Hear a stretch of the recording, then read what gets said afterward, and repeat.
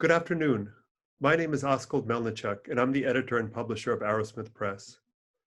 It's my pleasure to welcome you to Arrowsmith's first, and I hope last, virtual book launch.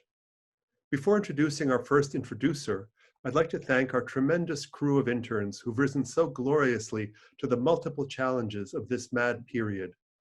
Rashona Michael, Laura Stitsevich, Jacqueline Rosenbaum, Jessica Skylson, Cherish Collins, Johnny Lipshin, Cardinal Belgrave, and our videographer, filmmaker, and director, Rhea Amin.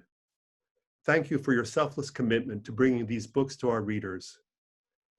A special acknowledgement is due to our managing editor, Ezra Fox, who, to quote the poet Bill Knott, keeps the quatrains and us running on time. Above all, our deep thanks to our writers, who give us nothing less than a reason for being, and whose books we're so very proud to launch this afternoon. Peter Balakian, Scott Harney and Megan Marshall, Kaid Heller, and Oksana Zabushko. Finally, I want to note that this is an extraordinary moment for the Republic in so many ways, and I want to urge all of you listening to be sure to make your voice heard by voting in November.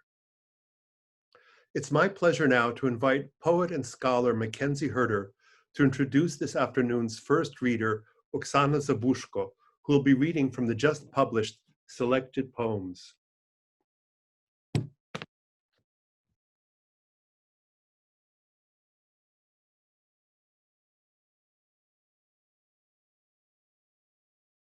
Hello everyone, my name is Mackenzie Herder, and earlier this year I had the pleasure of working with Askold Melnichuk in editing Oksana Zabushko's selected poems and in interviewing Oksana. So it is absolutely an honor to be here today to be the one to introduce her. Oksana Zabushko is one of Ukraine's most influential and controversial thinkers, writers, and activists. Her debut novel, Fieldwork in Ukrainian Sex, remained a bestseller in Ukraine for over a decade and dramatically changed Ukraine's literary scene.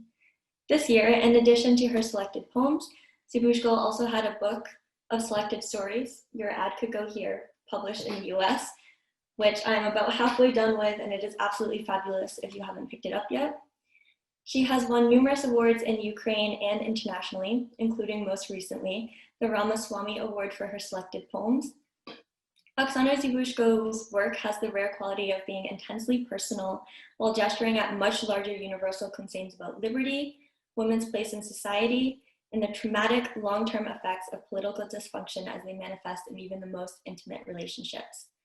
These matters surface in all of Zabushko's writing, in all her more than 20 books, though particularly so in her poetry, which, though rooted in a specific place and time, retains an aura of timelessness and abiding relevance. It's these qualities that have earned Zabushko international regard and acclaim, and if my own experience encountering her work is taken as any indicator, will continue to speak and inspire readers from all over the world, no matter their age and background.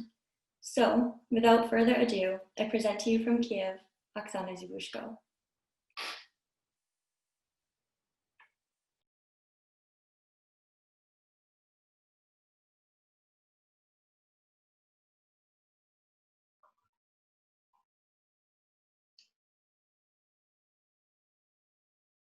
Кассандра до Клітемнестрі. Ти правда і не жінка, Леся Українка.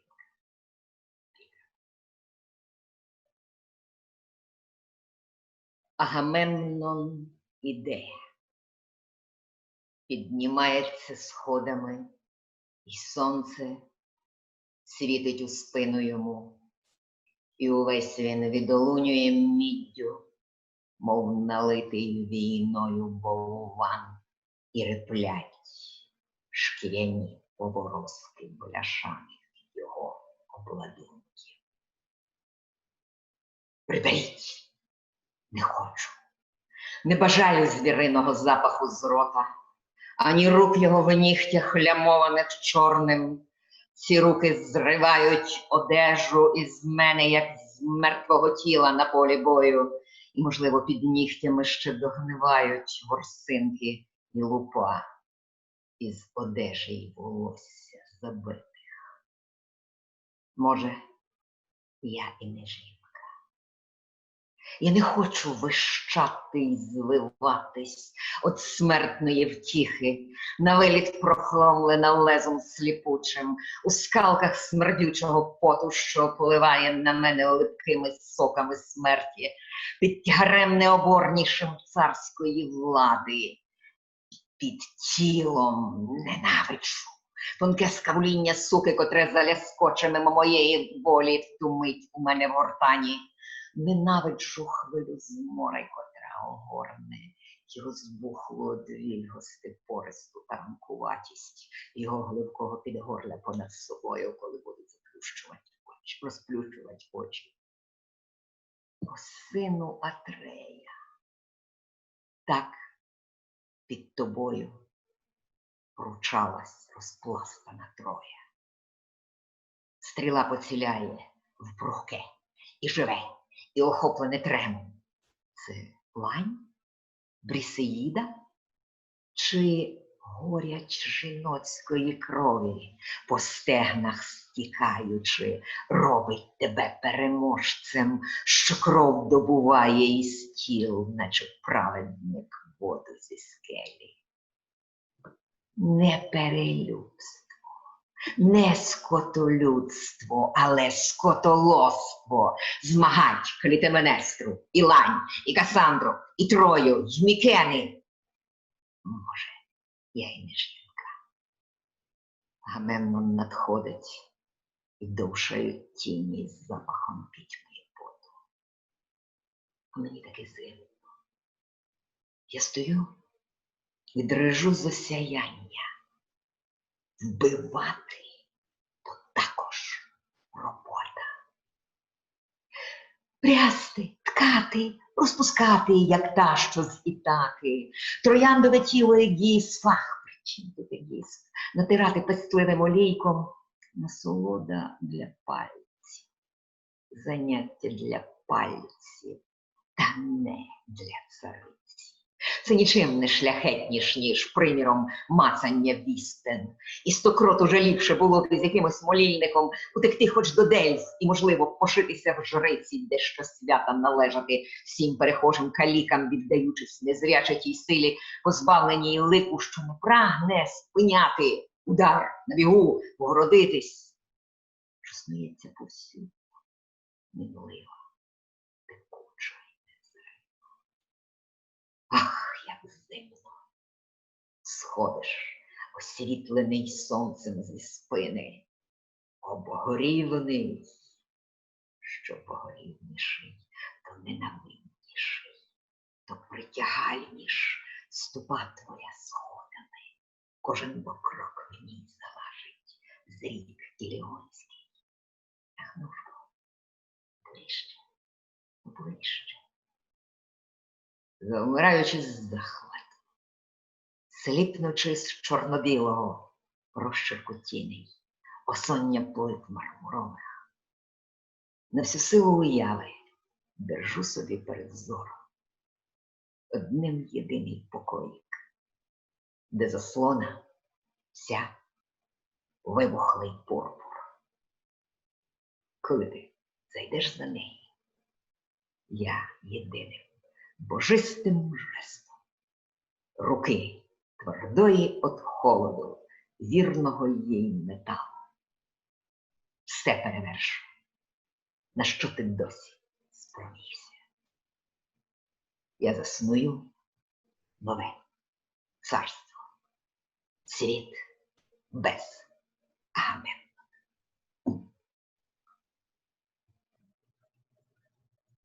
Hi, I am Cherish Collins, and I'll be reading Clytemnestra, translated by Lisa Sappenkopf.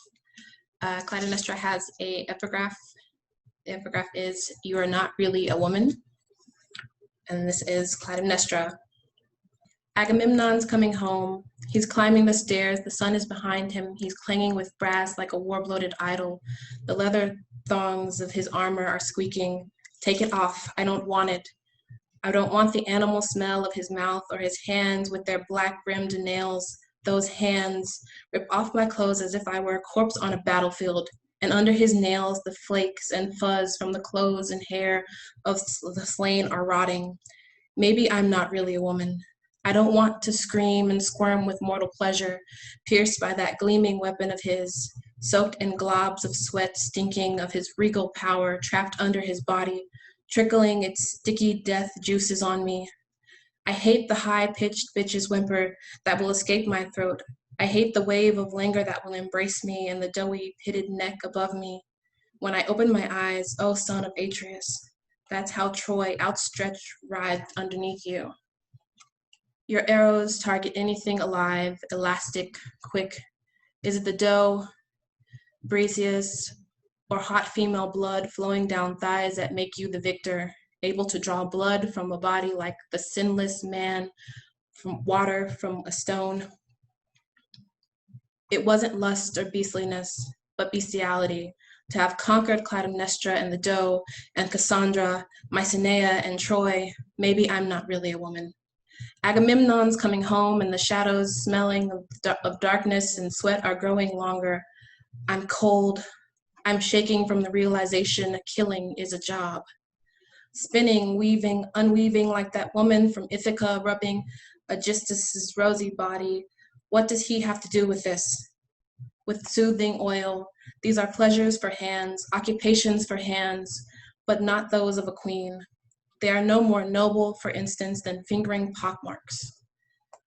It would be 100 times better to run off with some pilgrims, say to Delphi and become a priestess, to belong at every feast to every passing cripple, to give myself up blindly to that faceless force without malevolence, an omnipresent, shifting, coursing, unseen. Oh, how cold I am. You're climbing the stairs, backlit by the sun. Oh, godlike, more hateful, more compelling is your stride up the stairs. Each step weighs 1 year of the Trojan War. Oh, come closer, closer, stiff with excitement, half blinded by the black and white. This graph of shadows, patches of sun on the marble tiles, I'm keeping in my sight with the whole strength of my imagination. Just this one small room, where the curtains burnt like crimson when you step behind it. With a single lordly gesture of my hand, steady with the cold, obedient metal, I'll outdo everything you have accomplished. I'll establish a new kingdom, a world without Agamemnon.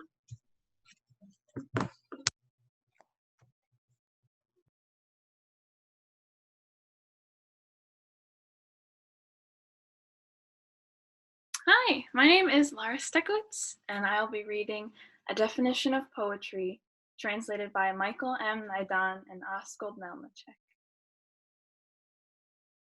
I know I'll die a difficult death, like anyone who loves the precise music of her own body, who knows how to force it through the gaps in fear as through a needle's eye, who has danced a lifetime with the body, every move of shoulders, back, and thighs shimmering with mystery, like a Sanskrit word. Muscles playing under the skin like fish in a nocturnal pool. Thank you, Lord, for giving us bodies. When I die, tell the carpenters to take down the rafters and ceiling. They say my great-grandfather, a sorcerer, got out this way. When my body softens with moisture, the bloated soul, dark and bulging, will strain like a blue vein in a boiled egg white, and the body will ripple with spasms. Like the blanket a sick man wrestles off because it's hot, and the soul will rise to break through the press of flesh, curse of gravity. The cosmos, above the black well of the room, will suck on its galactic tube, heaven breaking in a blistering starfall, and draw the soul up, trembling like a sheet of paper. My young soul, the color of wet grass, to freedom, then stop, it screams, escaping, on the dazzling borderline between two worlds. Stop, wait, my God, at last. Look, here's where poetry comes from. Fingers twitching for the ballpoint, growing cold, becoming not mine. Визначення поезії. Знаю, що вмиратиму тяжко. Як усі, хто любить точену музику власного тіла, хто вміє легко просилювати його у отвори страху, як у вушко голки, хто весь вік ним протанцював, так що кожен порух плечей і лопаток і стегон світився далекою тайною смислу, як слово санскритської мови, і м'язи під шкірою грали, мов риби в нічному ставку. Дякую тобі, Боже, що дав нам тіло. Тож, коли помиратиму, гукніть майстрів, аби зняли наді мною покрів. Так помирав мій прадід, кажуть, відьмак. І ось тоді, коли крізь розм'якле вже тіло, переливаючись, мов крізь некруто зварений білок, проблимне натужно набрякла душа, випинаючись потемнінням, а тіло тим часом тектиме корчами, мов ковдра, що хоче скинути хворий, бо вона його душить, а душа все пнутиметься прорвати стиск плоті, проклін гравітації. Ось тоді у вилом стелі, шумким крижаним зорепадом, рине космос. І тягом в свою галактичну трубу видує душу, закрутить, як аркуш паперу, мою молодісіньку душу, барви мокрої зелені, ах, на свободу, і стійте! Скрикне вона вмить прориву крізь тіло, вмить на що найсліпучішім лезі поміж двома світами. Стійте! Отут зупиніться! Ось де вона, поезія, Боже, нарешті. Пальці востаннє шепнуться в пошуках авторучки. Вже застигаючи, роблячись вже немої. I just want to say that I'm grateful more than I can tell to the Arrowsmith for this amazing experience, for the book that kind of summarizes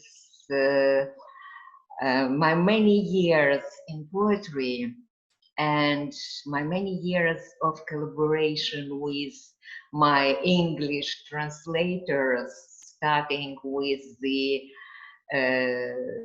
90s in Boston and among the and the community that has been there, and now with this wonderful presentation in the times when we are all sick by now with the online presentations, the Arrowsmith team somehow manages to turn it into the dialogue, into the choir of these living voices talking among themselves, discussing and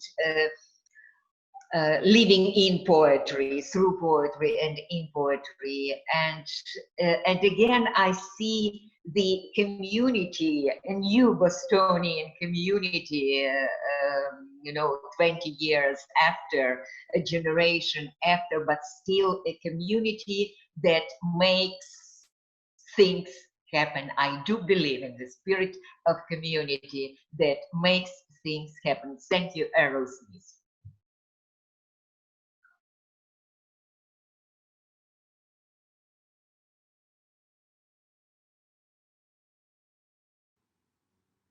I am pleased to introduce the posthumous work of Scott Harney. Having kept his poetry largely to himself for 40 years, Scott left behind an astonishing trove of richly imagined and exquisitely sculpted poems. One of Robert Lowell's last students, Scott went on to develop a voice which sings steady and true, rendering unforgettable images from the streets of his youth in Charleston, Mass, to the intimate scenes in his adopted city of Naples, Italy. The people and places in these poems feel so close you could reach out and touch them. Edited by Scott's partner, Pulitzer Prize-winning biographer Megan Marshall, The Blood of San Gennaro will leave you wondering how such layered and echoing poems remained hidden for so long. And now I'm honored to introduce this presentation put together by Megan Marshall, featuring her voice as well as the voices of Alondra Bobadilla, David Stang, Andrea Cohen, Lloyd Schwartz, Blake Campbell, and Scott Harney himself. Please enjoy.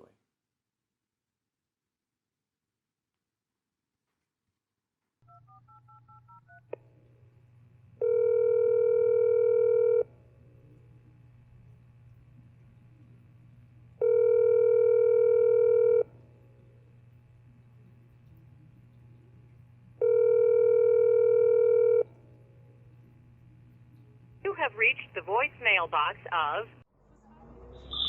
Hi, I made a mistake about the poetry reading. I thought that this part of the year they were every week, but apparently sometimes they skip a week.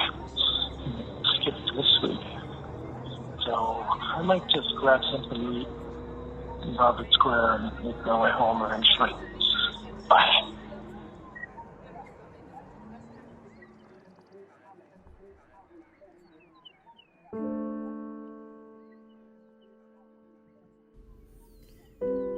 Days of waking. I remember days I woke before you, just to watch, as you slept on your side, the sun begin to pool in the valley of your waist, a landscape like the one that I imagined you had come from, and I had yet to see. California, still all dreamy, lurid vistas in my gray New England mind, the stuff of labels slapped on farmers' crates, Mission Bell or Westward Ho, the produce combed in perfect rows on slopes of weedless soil. Sometime later, I woke among the dead on a rough edge of Los Angeles, wondering where you were, where I was, and what it meant that a single cockroach climbing up the curtain at the Motel Mariposa did not dare to leap from one pleat to the next. And for a moment, the woman that I traveled with was you. But her valley held no sun, so our only choice was Tijuana, where I stared down the boys who stared at her because I felt like taking a stand, there being nothing else to do among the ancient Chevys, the open hands. In a room of golden fleur-de-lis on Burgundy, I woke before a judge and let him speak the words that wed me to another. It was October, warm but stormy, and I could smell the sweet rot of wet leaves in the street. But the kid I paid $100 to play some easy Mendelssohn, some light Chopin, just wouldn't stop. In Sonoma Valley on our honeymoon, it almost seemed, in certain light, the labels showed it right. Not long ago, I woke again from a nap in a suburban living room where I slept each chance I got, as a man might do 3 weeks after his wife walks out. The TV that had mumbled me to sleep still on, I opened my eyes, and you were there, at the end of a 30-second interview, like some angel that had come to meet the press. I don't recall a word you said, but through the open window, shouts of children in the wind sounded like the trumpets of the seraphim. On the first morning of my 50th year, I woke with you again, the sunlight cradled in your waist, not the glow of heaven or even California, just enough to keep me from the dark. Working in pajamas. Not for the promise of making thousands at home in my spare time, but for a wage just above minimum. I worked once in pajamas, not dressed in such, but selling them on the first floor of Filane's department store. From the counter I manned like an ancient ship. I could see men's socks across the bay, hung like fish in a harbor market. To starboard, men's hats were on display, including the one for which I longed, a cap of leather, lined with rabbit, as worn by flyers in high, cold places beyond my reach, as was the price, even with a discount granted to employees so you could give them back your pay. Today, I am a man of influence and means. So now on too as the earth turns warmer. But back to my pajamas.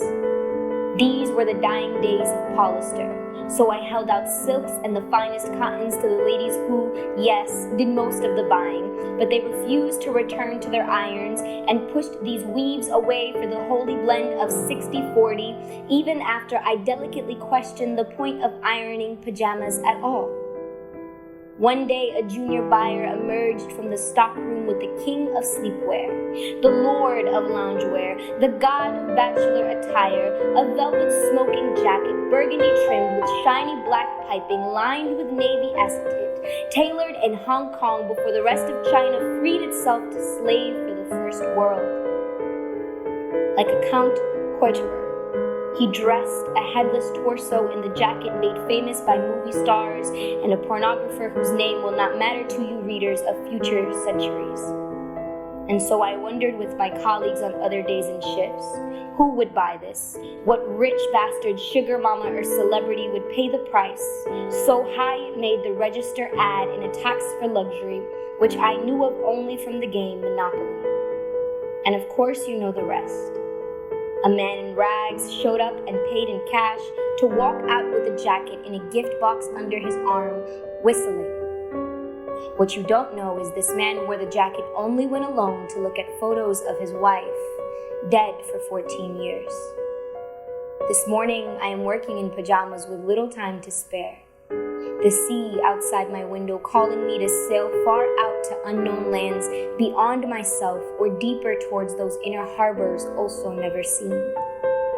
And whether you work or don't, in Italian suits or pajamas, a gull still labors on against the salty spit and wind that never ends. The view from Parco Grifeo. Paola serves me breakfast in her Chinese silk pajamas. Coffee with steamed milk, the juice of blood oranges erupted whole from sweet volcanic soil, and toast from a ribbed grill that tastes of the same sweet ash. Sweeping on her terrace high on the Vomero hill, she looks out at the sea and tells me whether I should sail. She says, "No noche," pointing down to a broad harbor that looks to me like merely rippled slate, not rough water. But Paola knows the sea.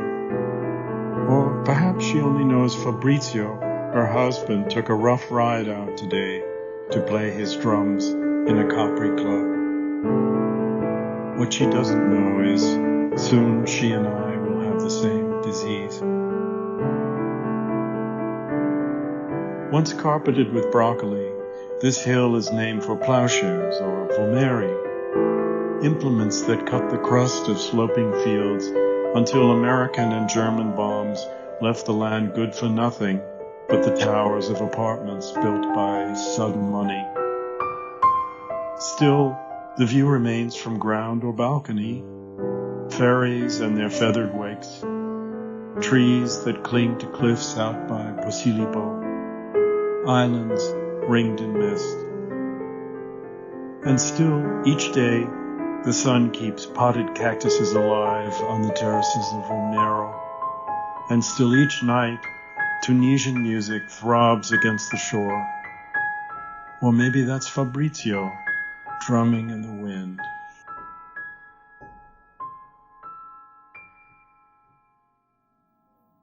Claudia. Outside a bookshop off Spaccanapoli, the old Greek road that cuts through Naples, divides time and severs the universe, I study postcards on a rack. A flower pot falls from a balcony and smashes at my feet. Enter Claudia, who has come from Brindisi to study Chinese and ask me, "Are you hurt?" in the English she already knew.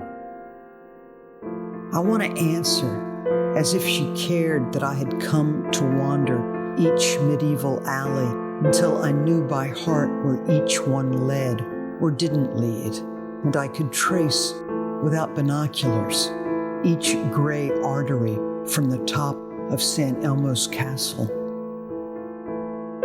If you have to ask what this has to do with hurt, you don't need to know. Claudia sweeps the dirt and bits of glazed ceramic. No flour, just dead roots. And then invites me in to sit with her by the register because I said her English sounded so perfectly American, as if I knew what that could mean, beyond the fact that when she said, "For sure," I heard the wind across Nebraska prairies. And also late American jazz, but that was a tape she played inside the store. The rolling drone of a lost piano. Perhaps you want this story to go on, or you're sick of it already. Was she lovely? Yes. But in a weary way, like a woman in a photo of Naples after the war. Deep-set eyes set even deeper by Southern Italian shade. And what happened after that? I went out and brought back coffees, tiny plastic cups filled with lava brewed in the core of Vesuvius. And then, did we sail away to Capri on the midnight ferry, glowing soft beneath a cinematic moon? No.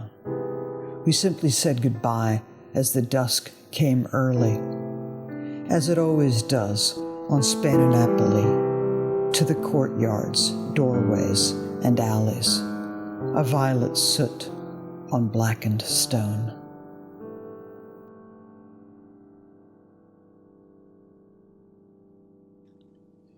Climbing Mount Vesuvius. Not the mythic hike you might imagine. Nymphs and satyrs flitting about the steamy slopes. A distant hiss of orange lava just about to spill over the crater's edge. Not the grand tour trip via funicular.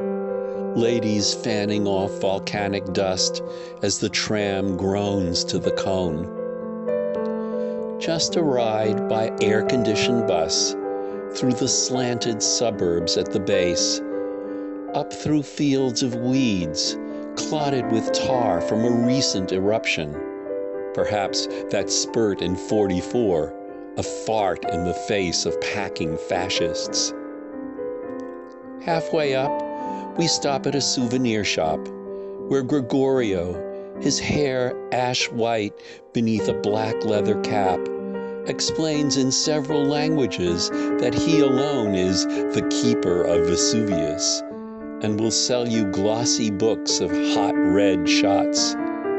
For nothing more, he'll sign the flyleaf, adding a sketch of his charge, the smoking mountain on the bay, the usual view from Posillipo. The driver checks his watch. Perhaps he hears a distant rumble that signals magma rising, enough to melt down half of Naples. Or perhaps his stomach says it's time for lunch. He drops us near the summit for the last ascent, by the parking lot and toilets, snack bar, and more stuff for sale. Necklaces of lava and a wine called Tears of Christ. I came to see the fires of hell and find instead a rest stop on the way to heaven. But up ahead, a wide path rises, filled with pilgrims streaming toward the rim. And so I follow, the sky spreading wider over my head, and land now falling away. The crater on one side, the sudden sea on the other, the way between forever narrowing. The great abyss today is just a gravel pit with a few small fissures letting off steam, but still no place for a picnic. Just stay steady for the walk ahead. to a shack on the narrowest edge where they sell limoncello for €1 a shot, and you sway between the crater and the rest of the world, deciding where to fall.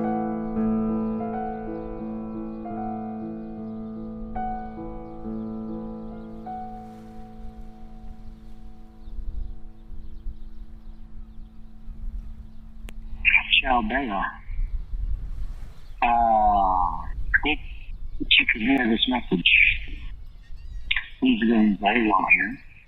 This place is really gorgeous, especially on the cafe. And so basically I'm quite happy here. Early October. It's quite warm. I've already gone for a nice swim to the beach. It's very close and low, sharp rocks, just smooth pebbles.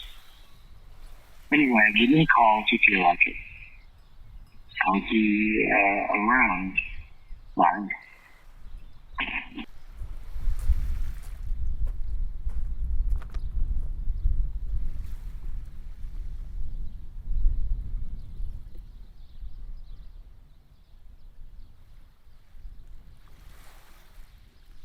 La Grotta Azzurra. When the sea is calm enough for narrow rowboats to slip in, they come to see the blue light rise and daub the mossy walls. Something in the way the sun slants in turns black water milky blue. In 28 AD, Tiberius made this cave a swimming pool where boys and girls swam nude beneath huge statues, Neptune with his matted beard, the merman Triton blowing on his conch. A bunga party Berlusconi couldn't dream. When Rome fell, stone gods were tipped by Visigoths and sank to the blurry bottom. For centuries, the world forgot. Locals stayed away, fearing devils and blue monsters in the eerie glow, until in 1826, a sailor sent a poet and a painter there, and all the trouble began. This afternoon, a dozen dinghies crowd outside the cave. We lie flat to save our heads from the low arc of the mouth, while boatmen pull along a chain and drag us in, each battered, peeling hull scraping the barnacled rock. At first, we notice only darkness, and then the opal cloud we float across. And for a moment, we believe this azure haze might change our lives. The boatmen sing their mocking scraps of Sole Mio just to make an echo for another coin and hustle the suckers out, but few complain. Christened by the holy blue, we can face the bright flat wash of just another day.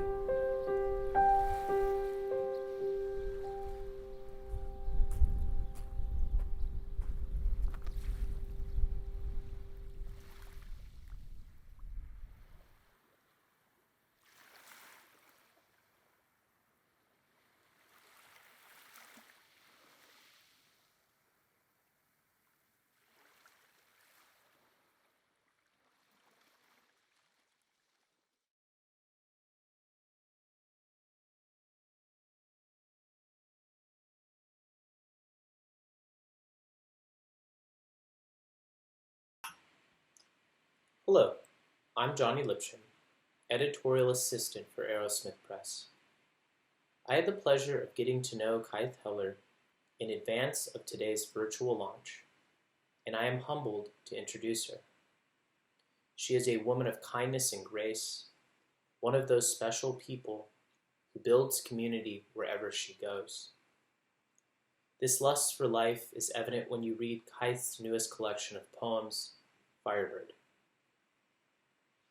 I've turned to Firebird many times in 2020 because it is a book that seems to speak to and for our moment.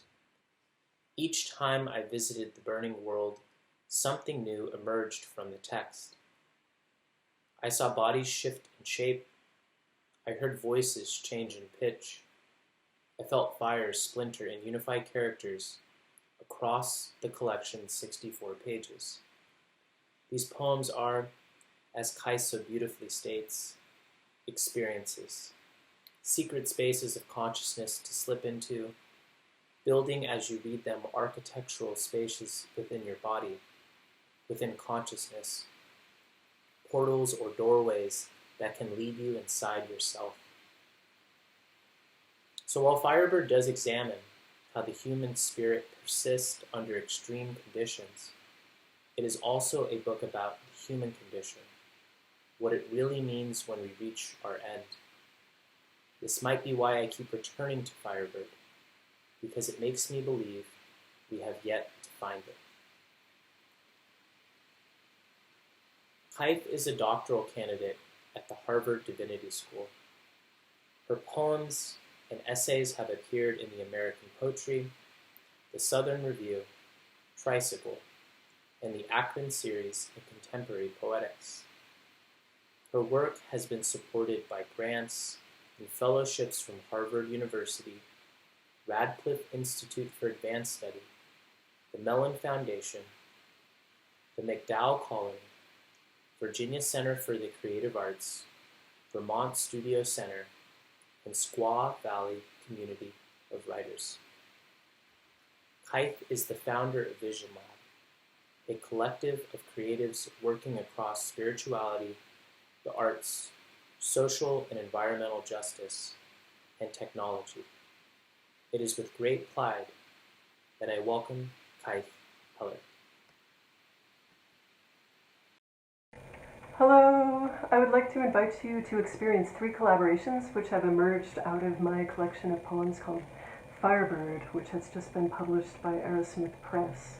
There are many people to thank, all of whose names are mentioned immediately after this in a title card. There's also a central question the poems ask, which is the question of the Firebird. How might one reinvent a life, a world, a society when it has been devastated by suffering and by loss? How is flying born out of nothing? Thank you.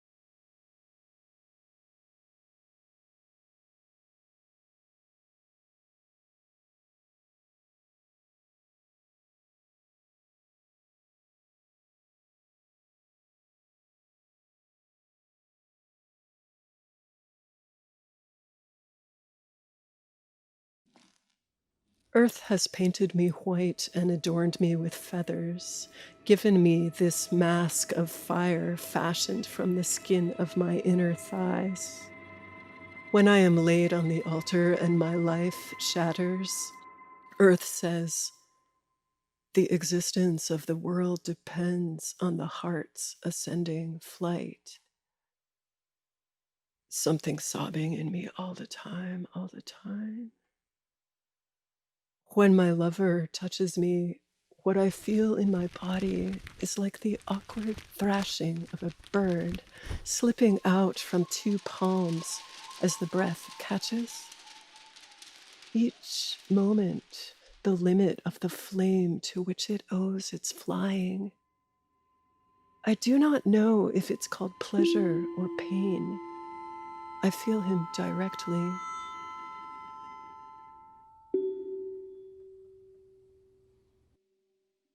When he left, I said, Psyche threw his clothes into the street, stood in the kitchen weeping, unable to wash the spoon his lips had touched. I told you other lies as we worked and took you to the bathroom. The beauty of your fingers blessing the stranger's bones soared up through me with a loneliness like being in love. No one will remember you if I don't write this.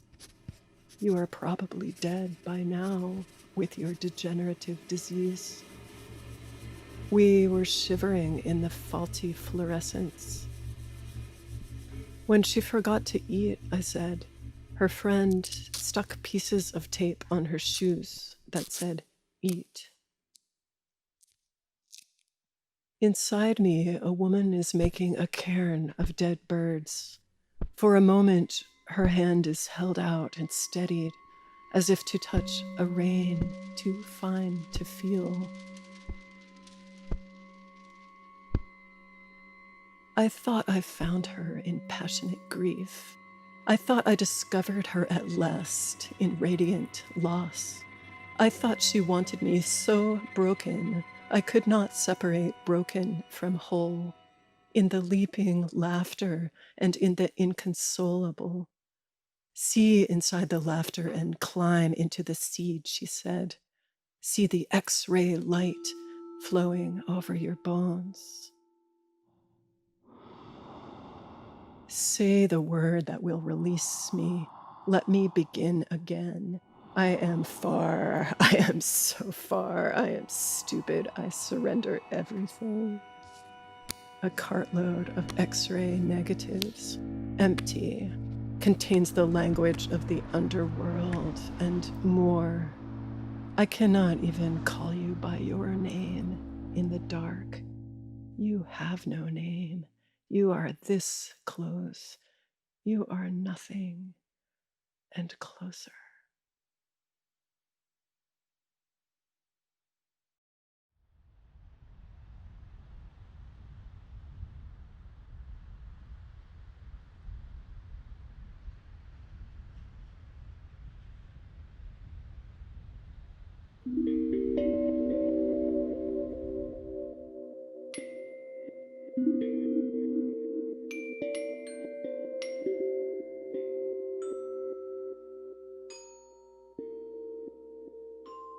Mattress under the overpass.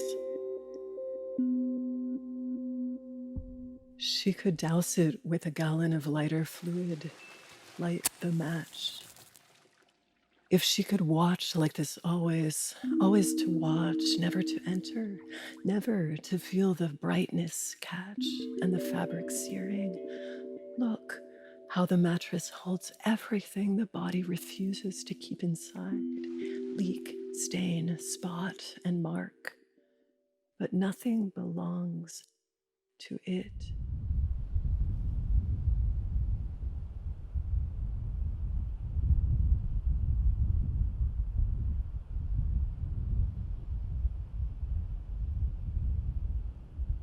How will she hold herself if she cannot hold this? The exhausting wheel of wounding and healing burns. Look Inside the mattress, the suffering burns. The desire to heal again through suffering burns. I don't want to feel, but how could I bear not feeling?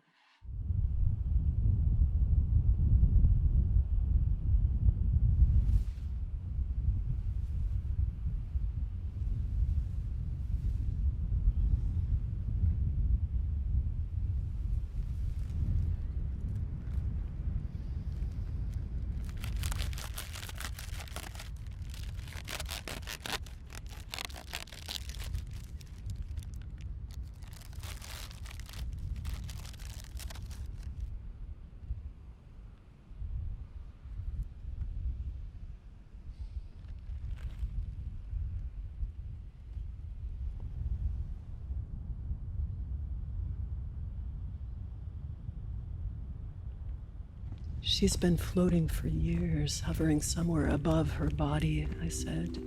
Is this the bed she must enter? Is this where she was conceived, in a bed of fire?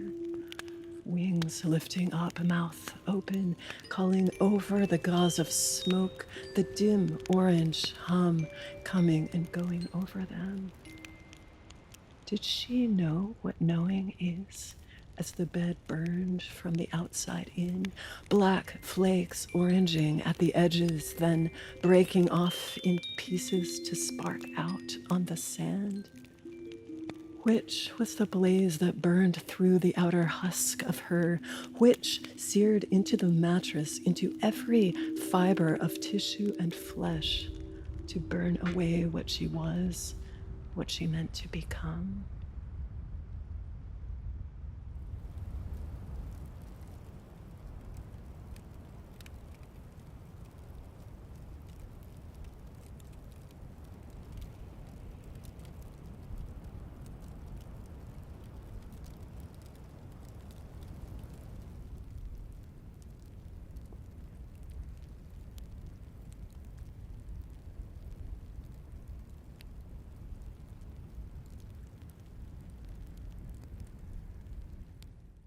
There, where the wound is open, utterly still in its need, so completely still in hunger, as the sway of yellows swell and fall over it, swell and fall. The skin of eyelids covering the whole of a body, eyelids all flickering, ready to exist along the whole horizon of its being, ready to exist, a unified weeping like the emergence of the soul. What do the dead want from us? What is the light of the inside? Light meeting light, like mirror meeting fire. The body of eyes everywhere, a joyful sobbing everywhere, a crackling wash of cries, where the glowing coals emerge, just at the center of the fluff of ash and blackened fabric.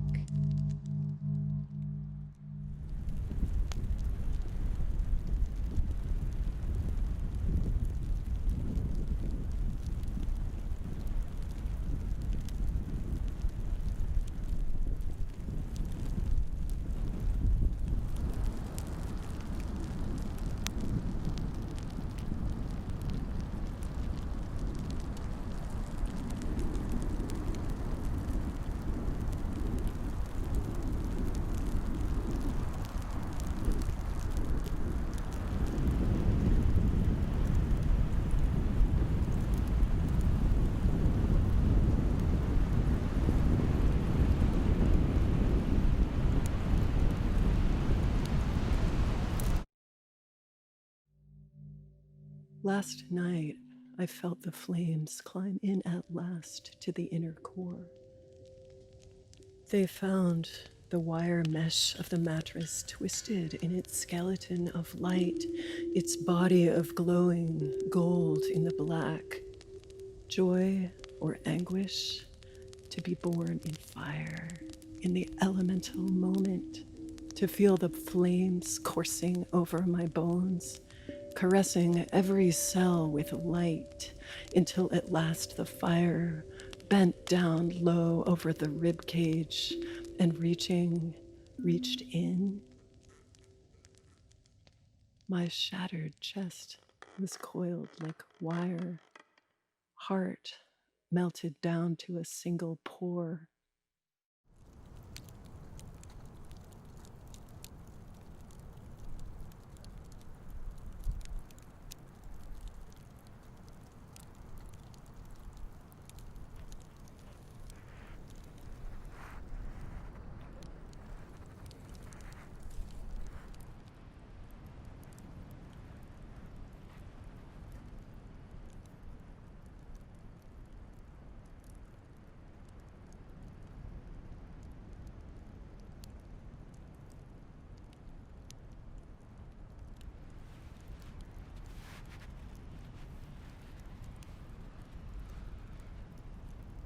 Then that heart melted into the form of liquid pearl, which wobbled, flowed over, and rolled drop by drop to shatter into resplendences of grace, scattered as seeds of life and as light rays.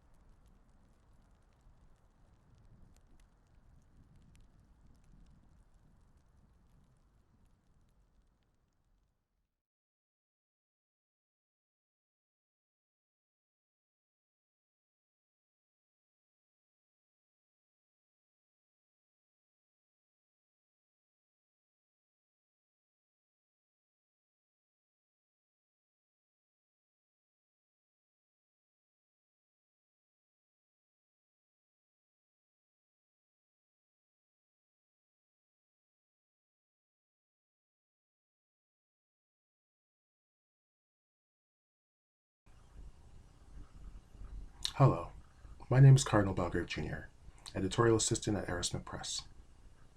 Earlier this year, I had the pleasure of interviewing Pulitzer Prize-winning author Peter Blakian about his new book of poetry, No Sign.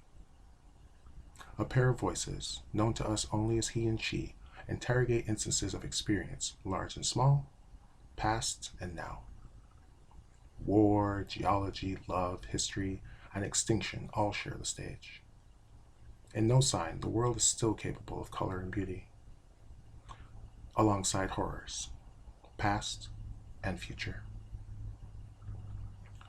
Peter Blakian is the author of 8 books of poetry, 4 books of prose, 3 collaborative translations, and several other edited works. He is also a recipient of many awards and prizes, including the Civic Citation, the Presidential Medal from the Republic of Armenia, and the Guggenheim and NEA Fellowships as examples.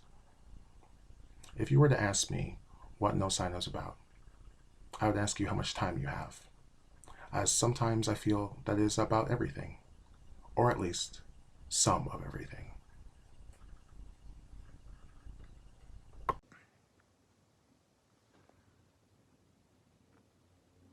Hi, I'm Peter Balakian and happy to be reading some sections from my long poem, No Sign, which Arrowsmith Press has just published in a beautiful, fine, limited edition.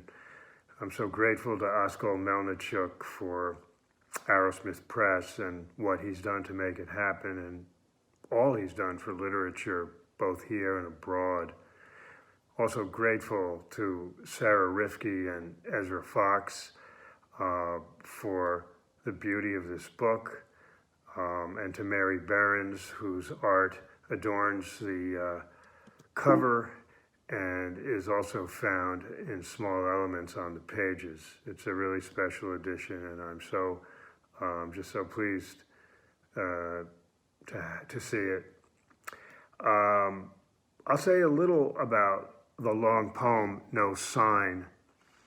A poem in 45 sections, and the third in a trilogy of long poems of mine, proceeding ones included A Train, a Ziggurat Elegy in my 2010 book, and Ozone Journal in my 2016 book. In this poem, an estranged couple encounter each other after years on the cliffs of the New Jersey Palisades, which looks out at the Hudson River and Manhattan. The dialogue that ensues engages the geological history of Earth, climate change, the film Hiroshima, Mon Amour, the Vietnam War, as well as a reflection on the George Washington Bridge. I'm going to read 3 segments, the first 8, and then some segments from the middle of the poem, and then the last few segments of the poem.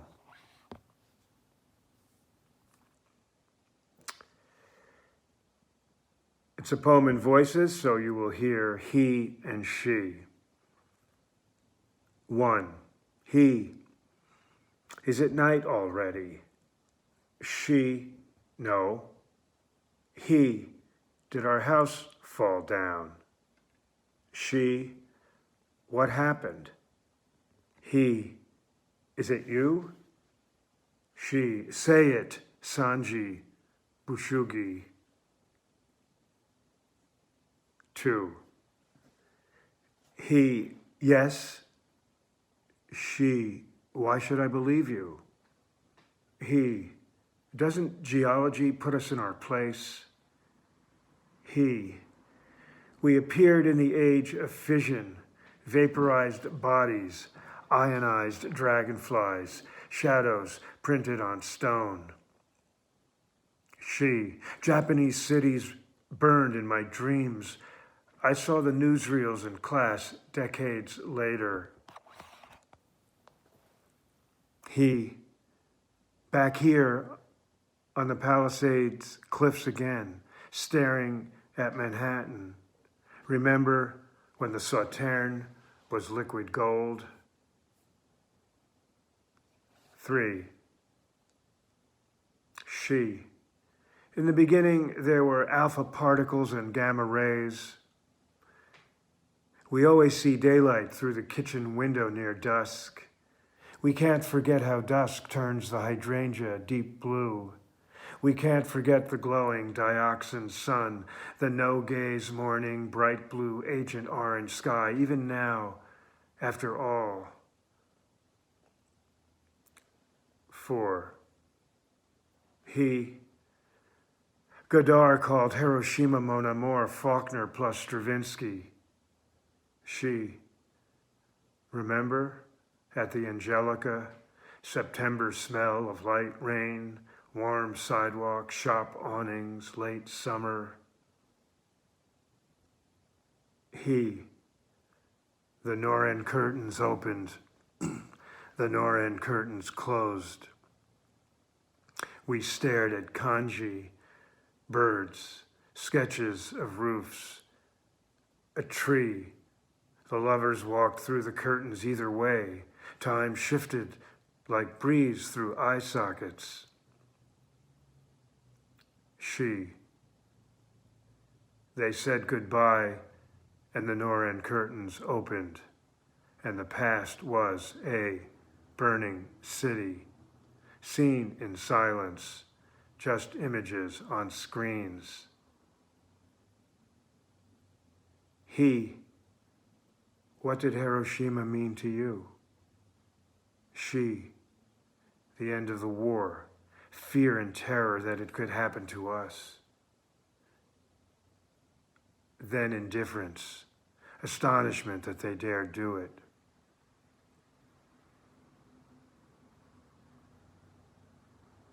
Then it became an unknown fear.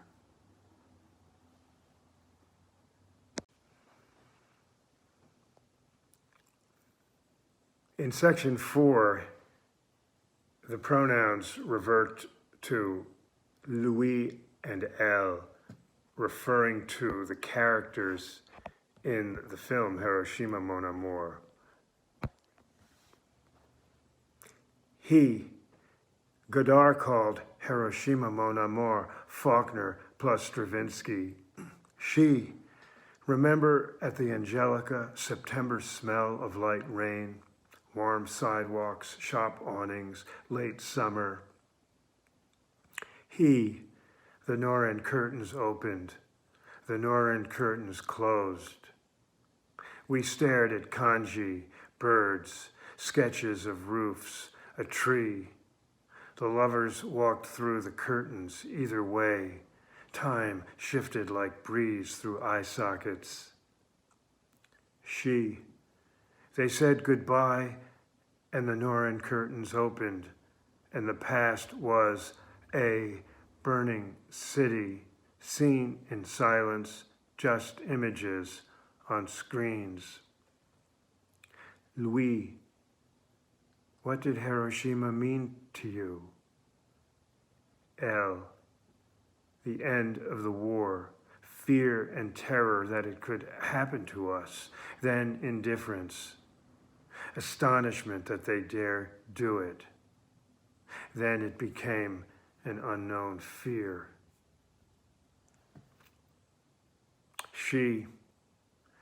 We're standing on an underground channel of molten rock that fed volcanic eruptions 200 million years ago as Pangaea pulled apart.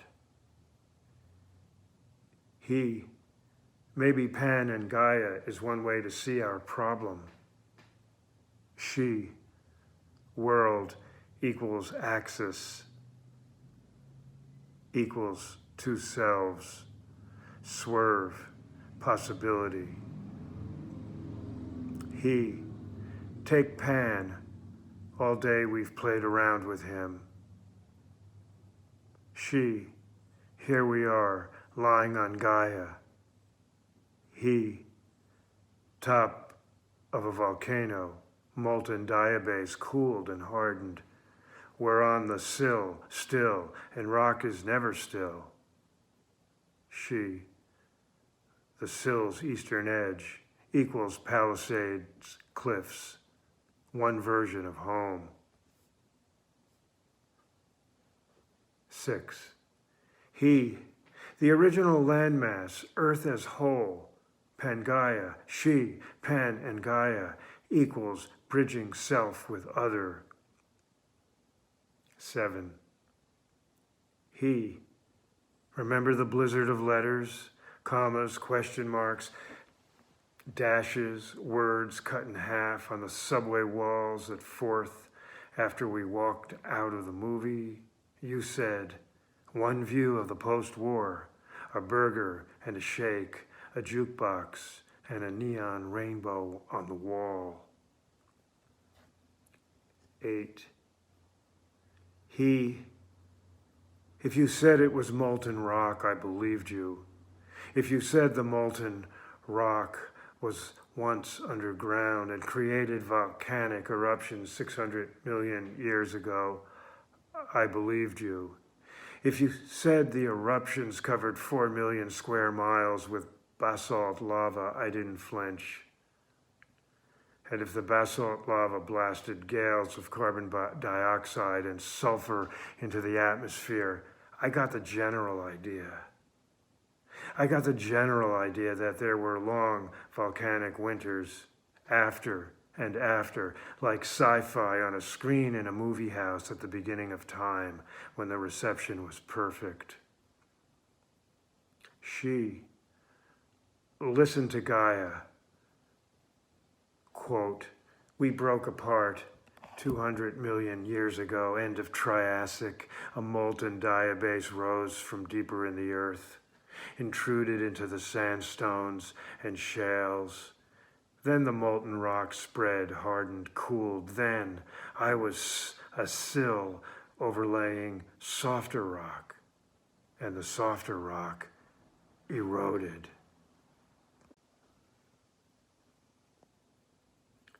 9.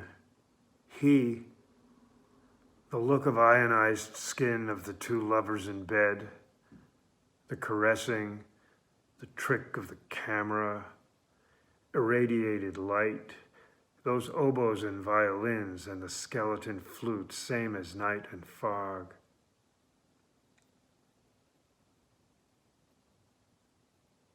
Louis, you saw nothing. Elle, I saw everything. Louis, how could I have not seen it? Louis, you saw nothing in Hiroshima.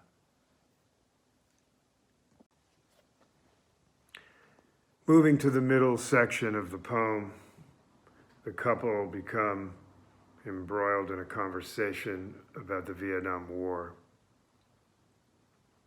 Section 19. There was Dien Bien Phu, essential, a ghost of grainy footage on some old reel on which French soldiers slid down hillsides like ants in glue. The gray pixelated dissolve of 1954, the reality pill down the hatch with no water. Refusal to learn from history, symptom of barbarism.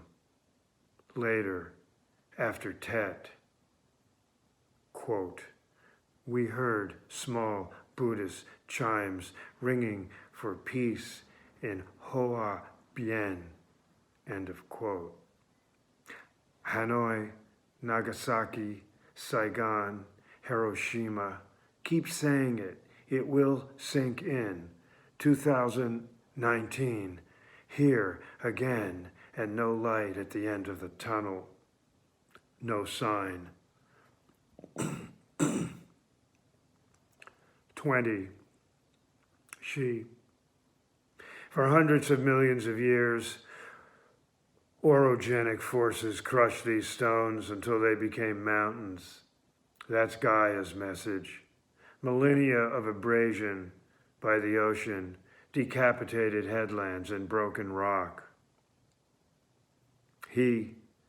We're standing on bloated eons of cliff crevice.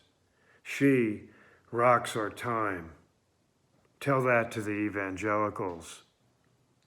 Feel them in your bones like a coal seam, the origin of the Hudson flowing down there, leaf debris, Precambrian stone, sedimentary inscriptions beneath our feet.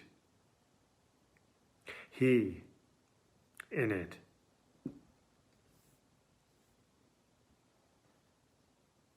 "21.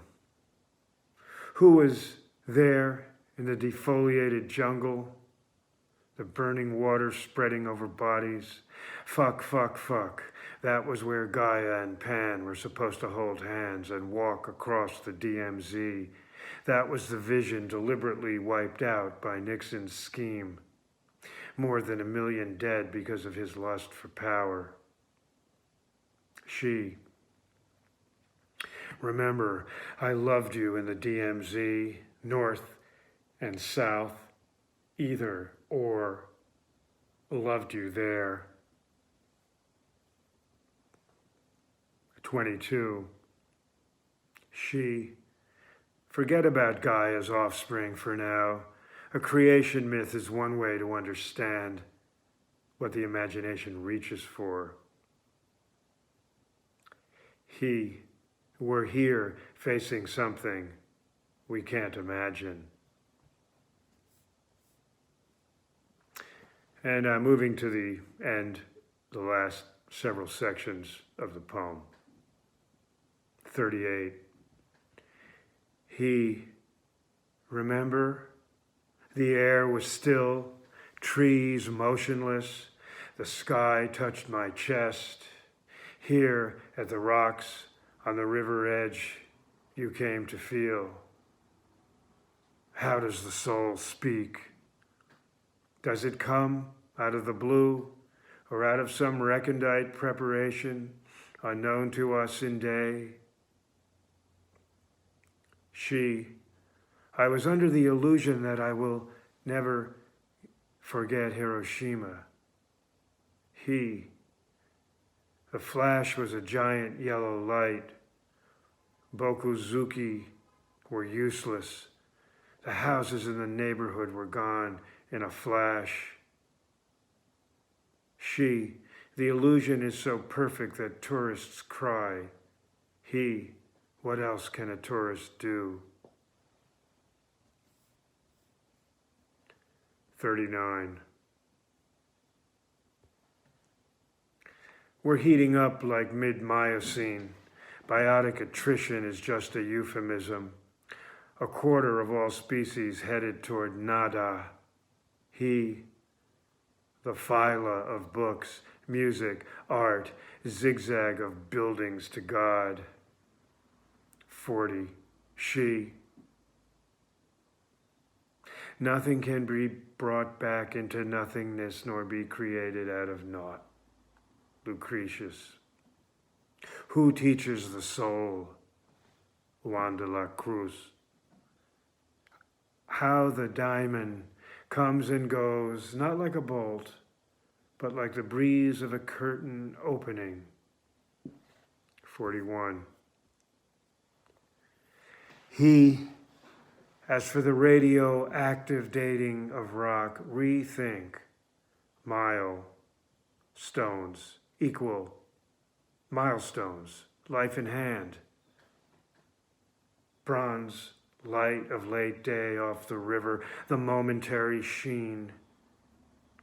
She, signifying something between souls. Love remains the seam and the rock. Dusk turns the hydrangea deep blue. 42.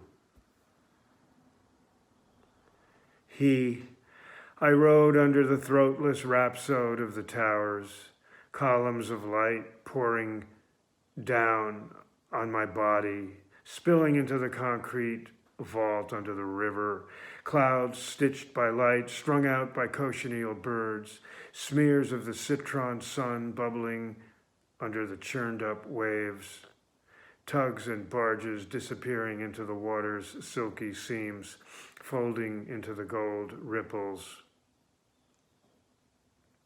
43. She, think of Monet painting blind, the emptiness of blue. Top of the skull rises into the smoke from distant queens.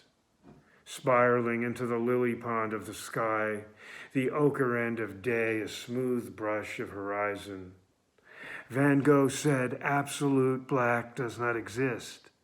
Keep in mind his joy in the purple shadow moving over us as the violet dark comes down, just as the black silhouettes of Shadow Man are visible in the night facades.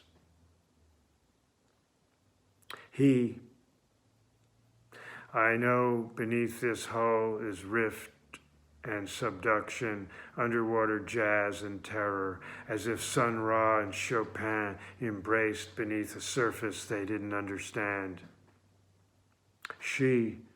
Light spills as the dark comes, chalk floats off the silhouettes. 45. Louis, you saw nothing. I saw everything. Louis, what did it mean to you? The curtains are always moving. Light turns the hydrangea deep blue. Hi, I'm Ezra Fox, managing editor of Arrowsmith Press. I'd like to thank Oksana, Peter, Megan, and Kai for their wonderful readings and presentations, and all of you for coming and caring about literature. Below this video, you'll find a link where you can support these authors by ordering their books. If you like their work, the best thing you can do is tell other people about it. Share this video, send them a book, or even post a quote on social media. It's so important not to keep good literature a secret. I also want to thank Askold Melnicek, the founder and senior editor of Arrowsmith Press, for his ongoing love and passion for literature. And of course, this event would not have happened without our dedicated staff. Head of Marketing Jacqueline Rosenbaum, summer interns Rishona Michael and Lara Stekowick, video artist Rhea Amin, and our editorial assistants, Cardinal Belgrave Jr., Johnny Lipshin, Jess Skylison, Cherish Collins, and Wes Smith. Thank you again for coming, and look for news soon about our next event featuring Douglas Pennick. Stay safe, and we hope to see you in person soon.